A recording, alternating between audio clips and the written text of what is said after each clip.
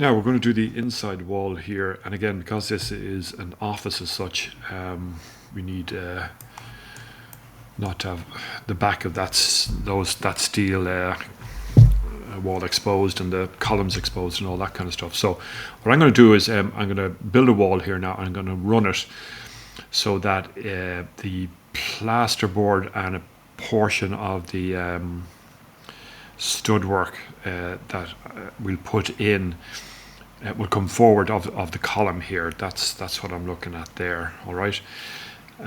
Okay, so I'm going to go into architecture and wall. Let's drop down box here, and I'll take that stud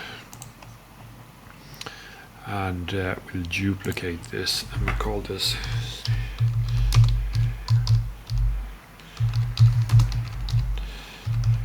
internal wall. Okay, now let's get in here. So we will be going clockwise here, so that can come out. We will delete that bit. This is not an air infiltration barrier, it's going to be a stud. So down here, wood stud layer. Okay, and very light there. It'll be insulated as well, so oh, that's an idea. Okay, so I'll go apply and OK there for the moment. Now yeah, I'm going to insert some insulation here. So this would be a substrate, and I'm going to use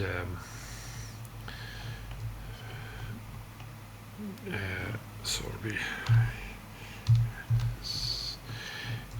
insulation. It'll be rigid.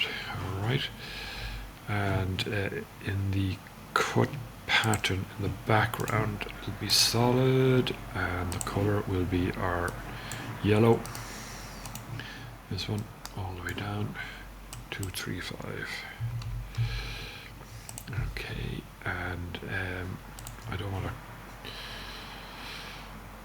pattern necessarily on this. I'll just do none for the moment. Okay. Now, okay, and that will be about, say, 40. Right. Now, core boundaries. Let's move this down, and let's move this one either side of the insulation, because I want to be able to core interior side, exterior side. Yeah, okay. Now have a look at that one, and they will actually be 100 studs I'm going to do there. Okay. Now I'm going to start it from, we're going to pick the core exterior, and if I've done this right, yep, that looks good. That looks good. Okay, and this will come up as far as grid line 6. Escape. Now I'll just pick this. Now you can see that the grey in behind is that's just a void area for the studs that will go in. As far as there, oh, bring it right up as far as here. Okay, now you can see what I've got is plasterboard, insulation, and that is the void for the studs. All right, and if I wanted to put the studs in, it would be annotate component, and in this case it is I'd have to load in a family here by the looks of things, down to detail.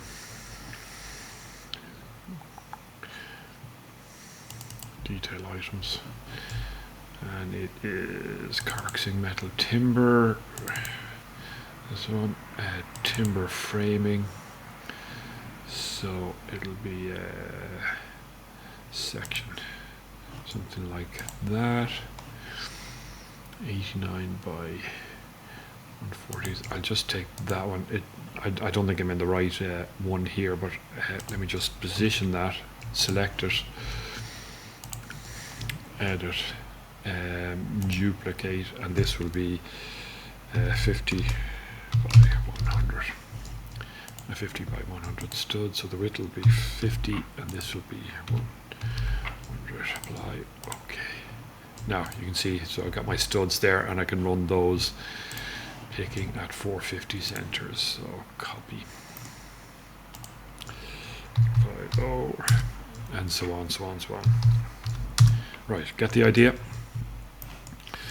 Now, and they'll run the whole way down this way. Right, now also with this particular wall as well, I can take this up to roof level. Let me just take that section line and move it in here.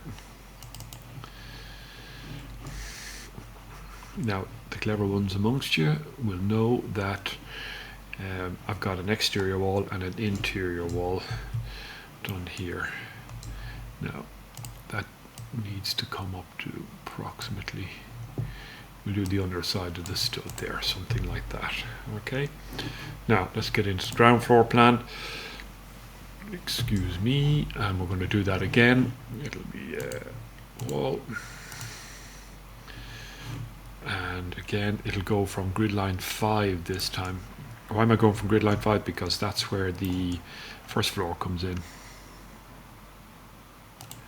And again, going clockwise motion all the way to there. Escape, escape, pick, and into this section again. Sorry, wrong section, section 2. Okay, bring this one down to here. Now, something like that. Now, what we need to do is go into the south elevation again, and I want to be able to pick that wall. So,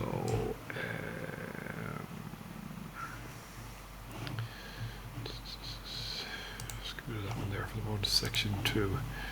Select. Now go to the south, and we're going to edit that profile. And what are we going to do? We're going to do the same again. So,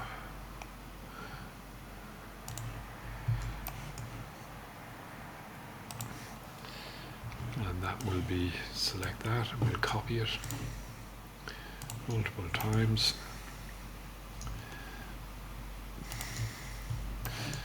And again, we're just following the patterns of the opes that we did before, like so.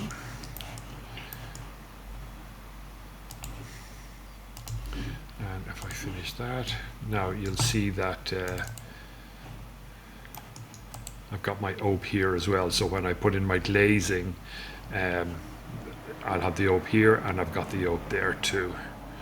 So that's the idea of that. So I'll run around the other opes that I've created and use that same technique. So now I've got an internal wall, external wall, and I'll put my glazing in, and all I need to do is arrange a barge, a saddle, a sill board, and a recess in around it, a plinth recess in around that as well.